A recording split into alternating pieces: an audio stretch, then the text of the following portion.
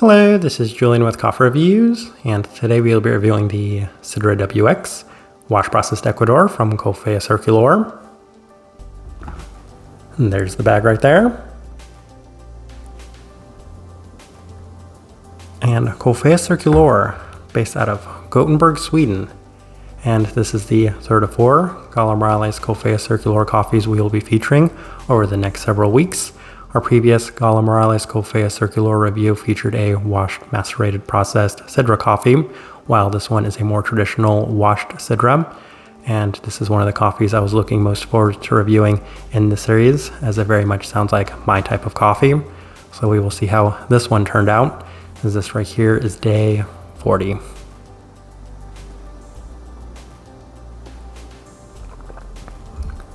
And recipe we went with for this coffee was Coffea Circulor's recipe, which is a 15:1 water to coffee ratio, brewed at 93 degrees Celsius, about 199 degrees Fahrenheit. And I like this one best through the V60, which indicates a more medium fine grind.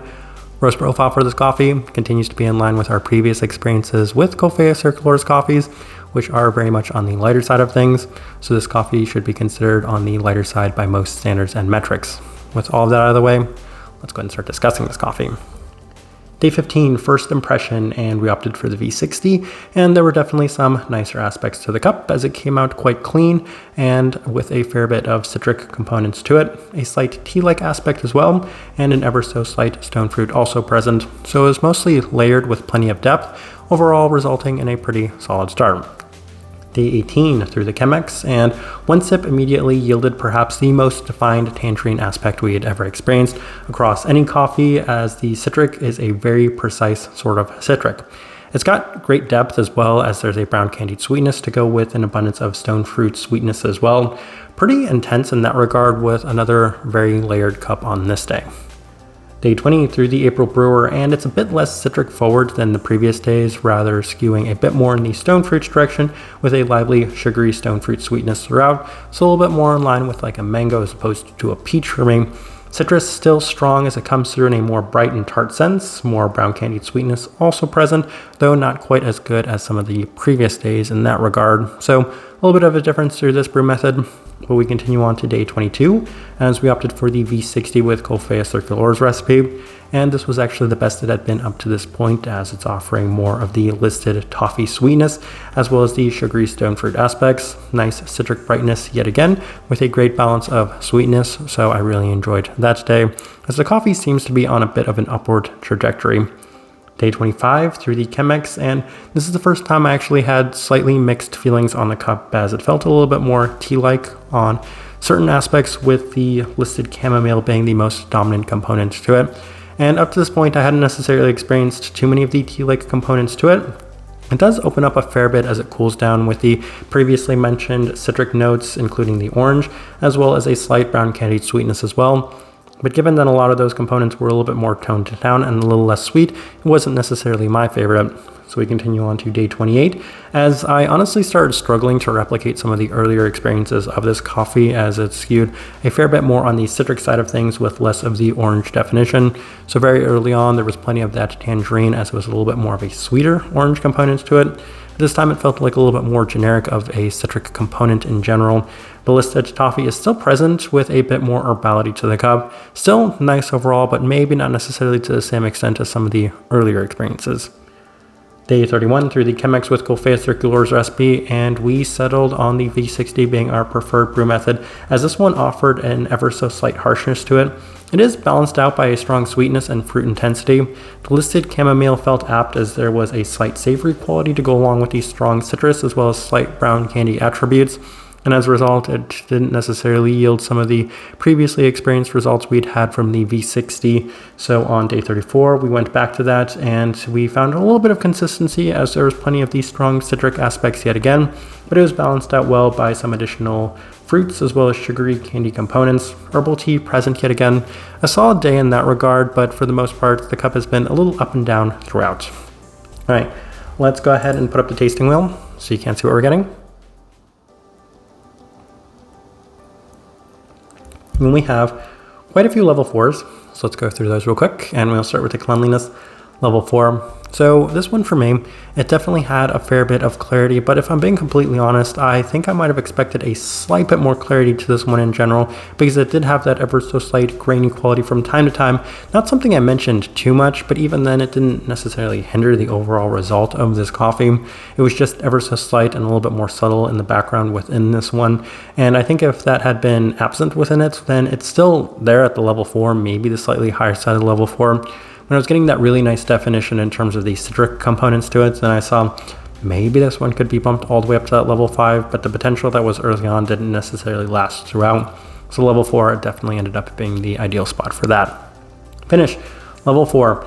Yeah, so even then, I would actually say it's on the lower side of the level 4. As I'm sipping it right now, I can feel significantly less of those kind of lingering, lasting effects of this one. So at times, it was a little bit more on that brown candied sweetness. At times, it was a little bit more in terms of that citric direction. But towards the end, it's been a little bit more on the herbal tea-like attributes to it. So having that there at that level 4 just kind of is a little bit more of an indictment on the changes of this coffee throughout, as you got in a multitude of levels, but towards the end, it was maybe skewing a little bit less in the direction that I had hoped for. Sweetness, level 4.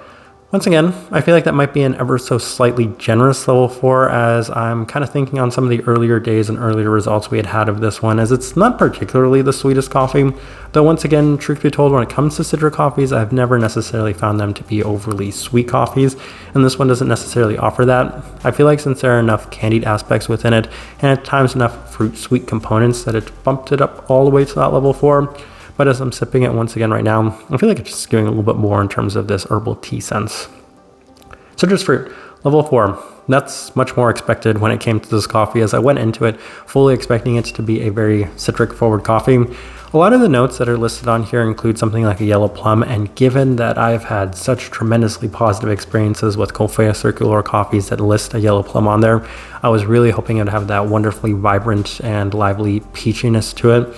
But this one didn't necessarily have it, and it was somewhat lost on me at times as I felt it a little bit more earlier on, and that's why the stone fruits has a level 3. But towards the end, it wasn't something that I necessarily experienced in huge abundance. It was in place of what was a much more citric forward cup. Caramel, level 4. So the toffee sweetness was a bit of an ever-present too, and I'm tasting it on this day as well, and it was one of those things that I experienced early on, and while I was going through a transition at time, I felt like it was one of those things that kind of lasted regardless of the changes in this coffee, as the toffee that they have listed on here was an ever-present, so I feel like that's why it's justified all the way up there at that level 4. And we have a bunch of level 3s. So we'll start with the acidity level 3. Once again, not necessarily the brightest coffee, and I feel like a lot of the reason why these coffees aren't coming out overly bright is because Coffea Circular's recipes, adjustments, and brew guides in general do tend to skew on the lower extraction side of things, and for me, I think that's part of the reason why I've always enjoyed their coffees a little bit more in the past, is because they don't necessarily offer huge brightness, which isn't a priority of mine. This one, once again, level 3, seems pretty fitting for this coffee, as it didn't necessarily offer too many bright aspects, though I might have been deceived into thinking that this one was probably going to offer those more so than it ended up offering. Florality, level 3. Yes, and this one was an ever so slight, I would say, bitter floral component within it, as there was a slight bit of honey, but even then, not necessarily to the same extent as plenty of the other coffees we've discussed from Coffea Circulor in the purchase that we had from them. So level 3 felt fitting. Spice and salt level 3, kind of surprised by how much of a salty quality there was to this one. It's not necessarily to insinuate that there was anything pertaining to like a nuttiness, as opposed to just a little bit of an additional kind of just saltiness in general. So that's there at that level 3.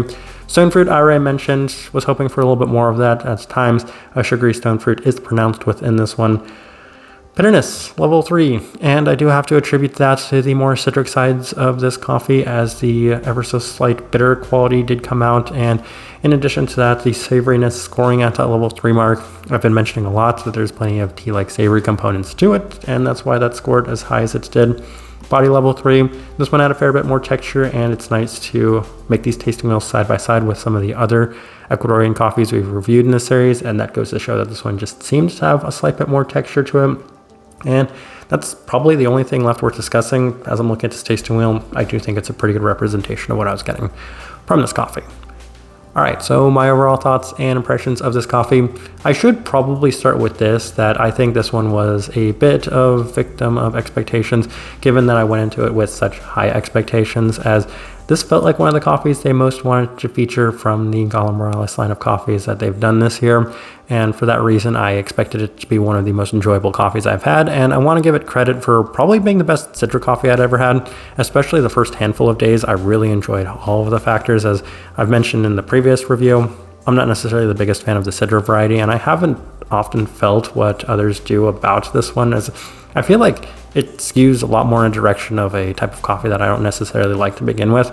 And this one right here, at least on those earlier days, did seem to kind of buck that trend by offering a very sweet and well-defined profile that wasn't necessarily just skewing specifically in citrus, but offering a little bit more depth. So there were a lot of positives I took away from it, and at the end of the day, I think it was still a significantly well above average coffee. I think I just kind of am a little let down, given that it's Coffea Circulor and it's a Gala Morales coffee, and going into this I was expecting it to be such a wonderfully impressive coffee, and for me it was just, I would say, very good as opposed to a transcendent or overly impressive coffee at that regard. The person I would suggest this coffee to, if you have enjoyed the Sidra coffees in the past, I feel like this is a little bit more in line with that experience, as it offers plenty of those citric qualities in a very clean sense, while offering maybe a slight bit more sweetness, definitely greater depth, as there is that candied aspect to it. In addition to that, you're getting a little bit more of a fruit profile, and skews a little bit more in the end towards those tea-like attributes. So if you like specifically the citric qualities as well as the tea-like qualities, then I feel like this one does a very good job of accentuating a lot of those ones, and I feel like that's the best way I can leave this review. If you by chance had an opportunity to try this coffee, I'd love to know your thoughts or impressions of it as well. If you're enjoying the content, give this video a like, subscribe if you're not already subscribed. This right here has been a review of the Sidra WX wash processed Ecuador from Coffea Circulor. Thank you for watching.